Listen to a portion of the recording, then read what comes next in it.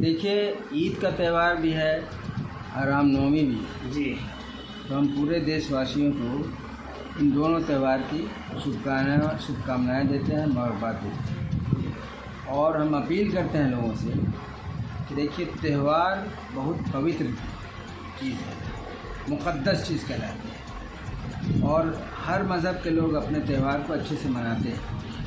लेकिन कोई भी मज़हब एक दूसरे से टकराने का, बैर का रास्ता नहीं बताता। इसलिए हम लोग जो भी मजहबी त्यौहार करते हैं, हम लोगों को सुख शांति के साथ करना चाहिए, आपसी मेल मिलाप के साथ करना चाहिए। जब ज़िंदगी के दूसरे पहलुओं में हम लोग एक दूसरे के साथ मिल के रहते हैं, आश्रित रहते हैं, तो फिर त्यौहारों में भी हमको मिल के ही मनाना चाहिए।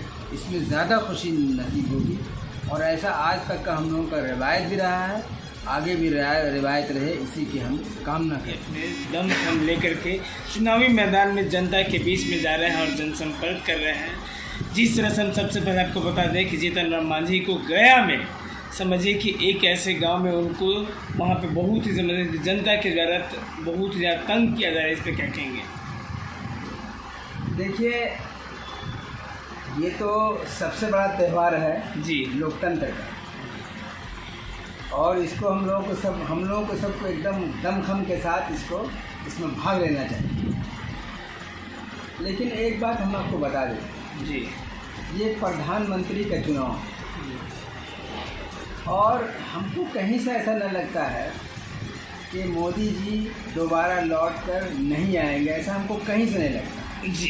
तीसरे टर्म भी मोदी जी ही प्रधानमंत्री बनेंगे, चाहे उनकी सरकार की शक्ल जैसी हो, चाहे वो मोदी मॉडल हो या वाजपेयी मॉडल हो, लेकिन मोदी जी ही दोबारा प्रधानमंत्री बनेंगे, ये सबके जहन में है।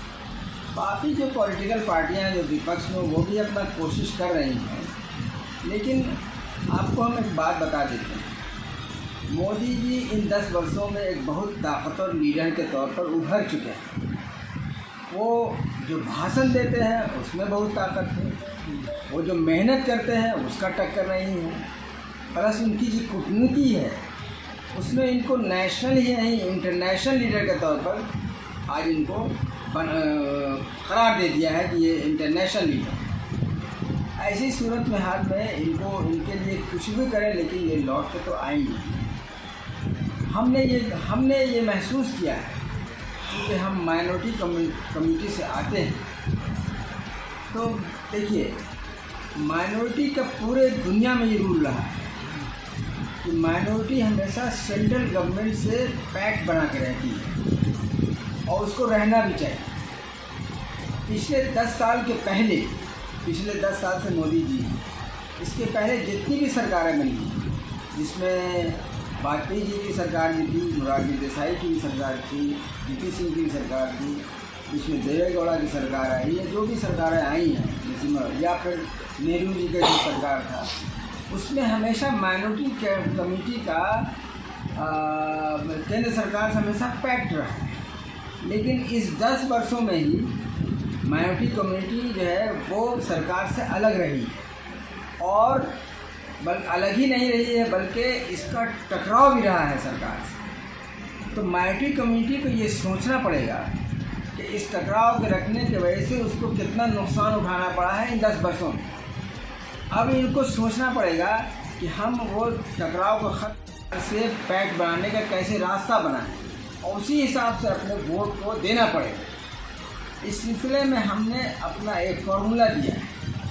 हम ये चाहते हैं कि जिस तरह से वाजपेयी सरकार में क्षेत्रीय दल बहुत इम्पोर्टेंट रोल अदा करते थे और वाजपेयी जी को नरम करने का रास्ता निकालते थे, उसी तरह से अभी जो क्षेत्रीय दल हैं, जो मोदी जी के साथ हैं या कभी एनडीए में रहे हुए हैं, हमने कहा है कि माइनॉरिटी को उनको वोट ज़रूर देना चाहिए।